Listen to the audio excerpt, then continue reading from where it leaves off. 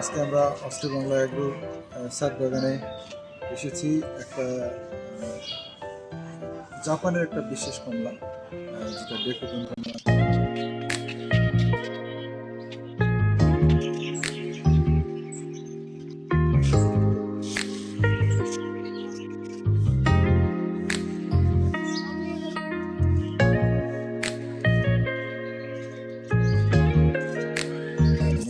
এটা টক মিষ্টি স্বাদের পেয়েছিলাম আমি, রস কিন্তু যথেষ্ট পেয়েছিলাম।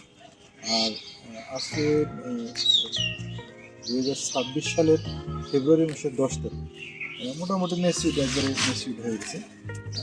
আমার এখানে 7-8টা ছিল, এগুলো সবগুলো আমি বিভিন্ন সময় খেয়েছি, খারাপ লাগেনি, ভালোই লেগেছে, কিন্তু পর্যাপ্ত রস পেয়েছিলাম আমি, কিন্তু টক মিষ্টির সাথে। অনেকেই বলে যে এটা রস শুকিয়ে যায়, আমি আসলে এটাই দেখতে চাচ্ছি যে এটা রস শুকায় কিনা। আজকে এই পর্যন্ত বেশ নরম, কিন্তু আমার মনে হয় রস শুকায় নেই, এবং স্বাদটা কেমন হয় এটা দেখাচ্ছি।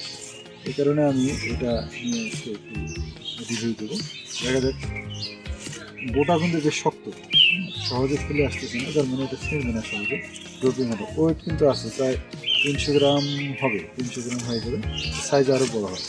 কিন্তু একবারে হয়ে গেছে, আপনার শুকিয়ে গেছে বলতে, মানে ছালটা শুকিয়ে গেছে, আরও কিছুদিন আগে উঠানো লাগতো মনে হচ্ছে।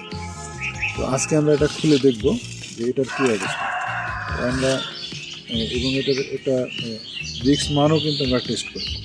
এটা কিন্তু আরও বড় সাইজ। আজকে আমরা দুটো পেনটা খুলে দেখব এটার আসলে আমাদের বর্তমান এই যেমন ফেব্রুয়ারির 10 তারিখের কী অবস্থা আমরা দেখি।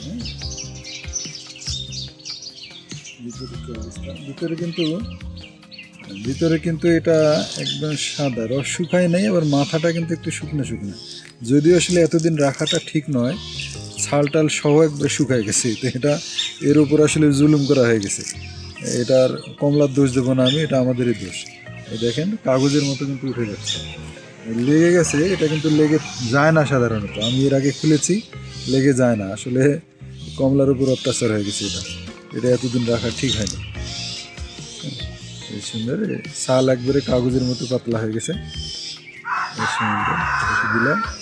আর এইটাতে আসলে রস শুকানোর যে বিষয়টা, রস শুকায় যায় না, আমি আসলে এই রস দেখেন একবারে খুলে আসতেছে, কিন্তু এই মাথাটা একটু সামান্য, মাথাটার মধ্যে রস শুকনো শুকনো লাগতেছে। আমার কাছে মনে হচ্ছে, তুমি এটা ধরো, আমার কাছে মনে হচ্ছে যে এটা আসলে অনেক দিন রাখার কারণে এরকম হয়ে গেছে। আসলে এতদিন রাখা ঠিক হয়নি, আরও একটু আগে উঠানো লাগতো। কিন্তু এই দিকে এই সাইডে কিন্তু পর্যাপ্ত রস আছে, বীজ 2টা দেখা যাচ্ছে, কোয়া 2টা, সরি 3টে বীজ, 4টে বীজ আছে, 4টা বীজ আছে ভিতরে, 4টা বীজ। আর রস কিন্তু খারাপ না, রস দেখেন, রস এই যে রস কিন্তু পর্যাপ্ত সুন্দর আছে, কিন্তু এই মাথাটা অল্প একটু শুকনা, যেটা আরও কিছুদিন আগে ওঠানো হবে। আমরা একটু টেস্ট করে দেখবো আজকে কী অবস্থা। আমি এর আগে টক মিষ্টি পেয়েছিলাম, আজকে দেখা যাক মিষ্টি।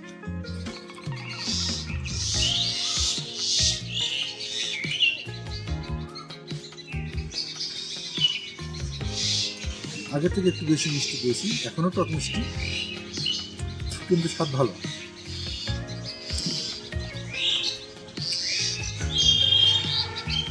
আমরা অন্যান্য কমলা যেমন, আমাদের যে অন্য কমলাগুলো যেমন রসালো পেয়েছিলাম, অত বেশি রসালো না, কিন্তু ভালো কসকসে একটা ভাব আছে, ভালো লাগে।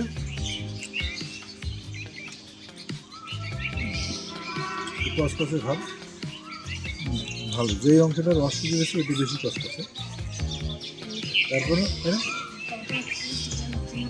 হ্যাঁ, টিটা মানে এটা যে অন্য কোনো সাইড ইফেক্ট বলতে এটা কিছুই নেই।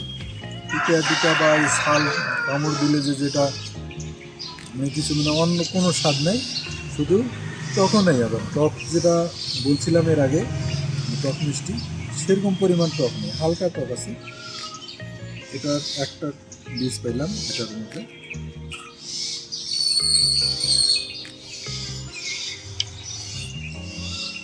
দুটো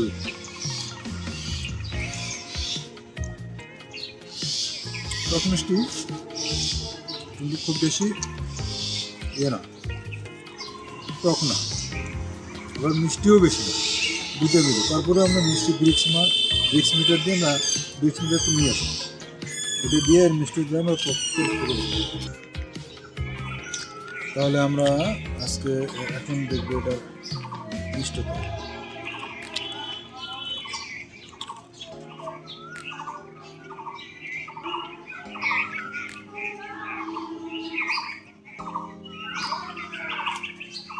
একেবারে ফুল 10, মিষ্টতা 10, ফুল 10 কিন্তু আসছে।